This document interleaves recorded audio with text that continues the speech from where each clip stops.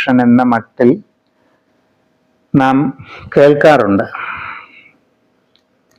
ആകർഷണ നിയമം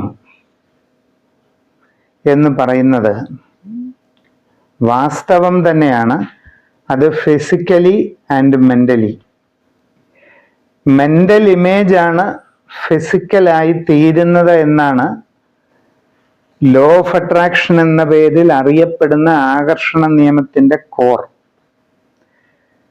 മനസ്സിലുണ്ടാകുന്ന ആശയങ്ങളാണ് യാഥാർത്ഥ്യമായി തീരുന്നത് എന്ന ഐഡിയയാണ് ഇവിടെ ഉദ്ദേശിക്കപ്പെടുന്നതും പറയുന്നതും.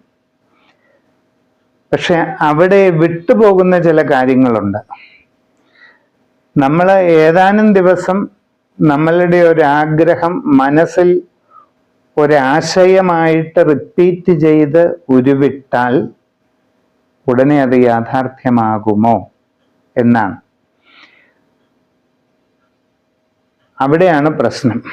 ഇപ്പൊ ആദ്യമായി വിമാനം കണ്ടെത്തുന്നതിന് മുമ്പ് പറക്കൽ എന്നുള്ള ആഗ്രഹം അതൊരാശയമായി എത്ര കാലം കൊണ്ടു നടന്നു?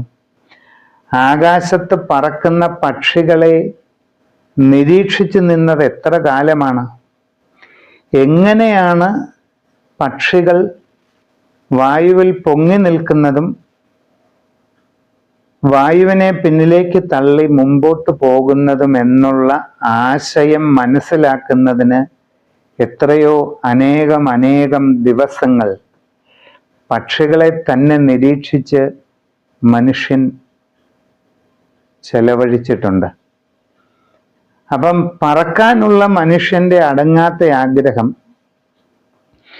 ആഗ്രഹമായി മനസ്സിൽ വെച്ചുകൊണ്ട് മുമ്പോട്ട് പോയത് കൊണ്ട് യാഥാർത്ഥ്യമായതല്ല. അത് നിരന്തര പരിശ്രമത്തിലൂടെയാണ് വിമാനത്തിന്റെ കണ്ടുപിടുത്തത്തിലേക്ക് എത്തുന്നത്.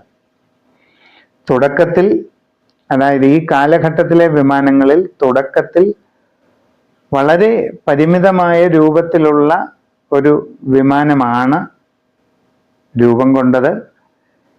പിന്നീട് എത്രയോ കാലങ്ങൾ കൊണ്ട് പുരോഗതി പ്രാപിച്ച് ഇന്നത്തെ അത്യന്താധുനിക വലിയ വിമാനങ്ങളിൽ എത്തിച്ചേരുകയാണ് ഉണ്ടായത്.